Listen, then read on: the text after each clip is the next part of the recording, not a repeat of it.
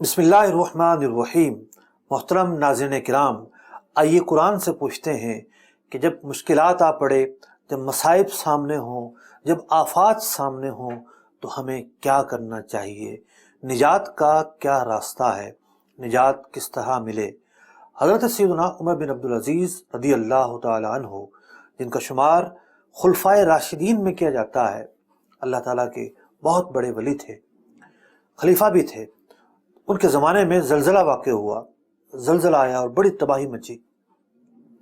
انہوں نے اپنے عمال کو خط لکھا، مختلف لوگوں میں وہ خط بھیجا گیا اور ان سے یہ کہا گیا کہ اللہ رب العزت قرآن مجید فرقان حمید میں ارشاد فرماتا ہے، قد افلح من تزکا، بے شک مراد کو پہنچا جو ستھرا ہوا، جس کا دل صاف ستھرا ہوا، وہ مراد کو پہنچا۔ یعنی ایک تو دلوں کا جو تزکیہ ہے اس کی اہمیت پتہ چل رہی ہے۔ فرمایا وذکر اسم ربہ، ایک تفسیر یہاں یہ ہے کہ پھر بندہ دلوں کا تزکیہ کرے اور صدقہ ادا کرے، فصلی، اور نماز پڑھے۔ تو آپ نے اس آیت مبارکہ کو کوڈ کرتے ہوئے، سامنے رکھتے ہوئے، اس کا حوالہ بیان کرتے ہوئے لوگوں سے کہا کہ تم لوگ نماز کے وقت میں جمع ہو اور تم میں سے کوئی ایک شخص صدقہ دے، جو حسب استطاعت موجود ہو صدقہ دے، اور پھر اللہ کی بارگاہ میں نماز کے ذریعے مدد مانگی جائے۔ اور اللہ تعالیٰ نے جو دعا نقل کی ہے حضرت سیدنا آدم علیہ نبینا علیہ السلام کے نجات کی، وہ دعا مل کر پڑھیں۔ وہ دعا یہ ہے، ربنا ظلمنا انفسنا وَإِن لَّمْ تَغْفِرْ لَنَا وَتَرْحَمْنَا لَنَكُونَنَّ مِنَ الْخَاسِرِينَ۔ الہ العالمین، ہم نے اپنے جانوں پر ظلم کیا، اور اگر تو ہماری مغفرت نہیں کرے گا، ہم پر رحم نہیں کرے گا، تو مولا کریم ہمارا شمار ان لوگوں میں ہو جائے گا کہ جو نقصان میں ہیں۔ تو حضرت سیدنا عمر بن عبدالعزیز رضی اللہ تعالیٰ عنہ نے جو وظیفہ اور عمل ارشاد فرمایا وہ یہ کہ لوگ جمع ہو کر صدقہ ادا کریں، نماز پڑھیں، اور اس کے بعد یہ دعا پڑھیں اور اس دعا کی تکرار کریں۔ تو جمع ہونا اس بات کو لازم نہیں ہے کہ بہت بڑی گیدرنگ ہو، بندہ اپنے گھر میں بھی یہ کام کر سکتا ہے کہ گھر کے افراد مل کر پہلے صدقہ نکالیں اور اس کے بعد 2 رکعت نماز پڑھیں، ساتھ توبہ پڑھیں، اور اس کے بعد یہ دعا پڑھیں جو اللہ رب العزت نے قرآن مجید فرقان حمید میں بیان کی ہے، جو حضرت سیدنا آدم علیہ نبینا علیہ السلام کی دعا ہے، ربنا ظلمنا انفسنا وَإِن لَّمْ تَغْفِرْ لَنَا وَتَرْحَمْنَا لَنَكُونَنَّ مِنَ الْخَاسِرِينَ۔ ایک اور واقعہ عرض کرتا ہوں۔ امام شافعی رحمۃ اللہ تعالی علیہ سے پوچھا گیا، اور زمانے میں طاعون پھیلا ہوا تھا، کہ اس سے حفاظت کیسے ہو سکتی ہے؟ تو آپ نے فرمایا احسن ما یداوی بہ الطاعون التسبیح، کہ تسبیح کے ذریعے طاعون سے حفاظت کی جا سکتی ہے۔ امام شافعی رحمۃ اللہ تعالی علیہ نے یہ کیوں فرمایا کہ تسبیح ایک ایسا عمل ہے جس کے ذریعے بندہ آفات سے، بلیات سے اور مشکلات سے نجات پا سکتا ہے؟ امام شافعی رحمۃ اللہ تعالی علیہ نے اس کی دلیل میں ایک آیت مبارکہ بیان فرمائی۔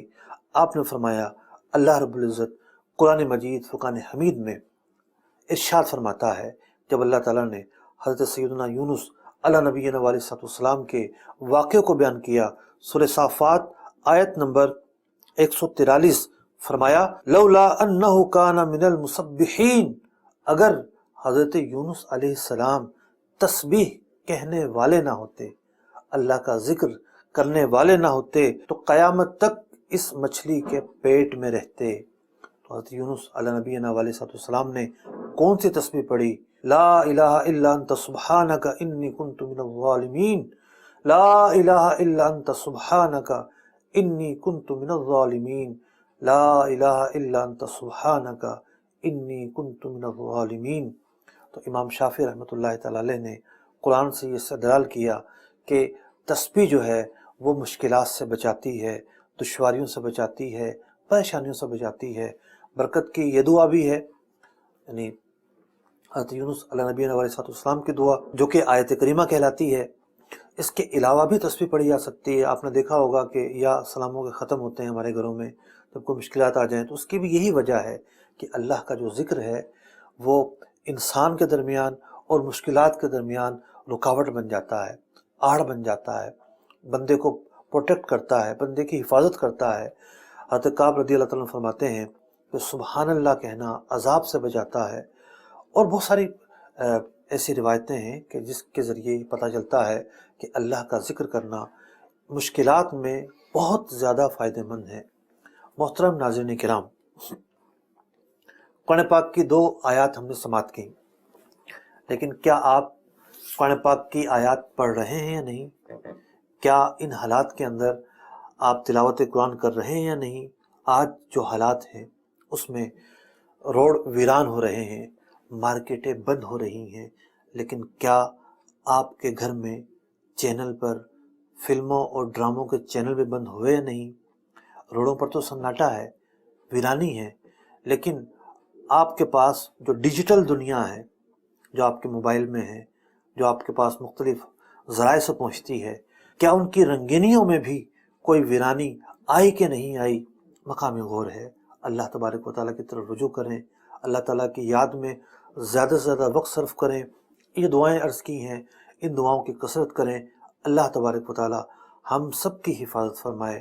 اللہ تبارک و تعالیٰ اس آفت سے، جو کرونا کی آفت دنیا بھر میں پھیلتی چلی جا رہی ہے، ہم مسلمانوں کو محفوظ فرمائے، ہمارے ملک پاکستان کے لوگوں کو محفوظ فرمائے، اور اللہ تبارک و تعالیٰ ہمیں اس سے نجات عطا فرمائے، اس خوف سے بھی نجات عطا فرمائے جو دن بدن بڑھتا چلا جا رہا ہے۔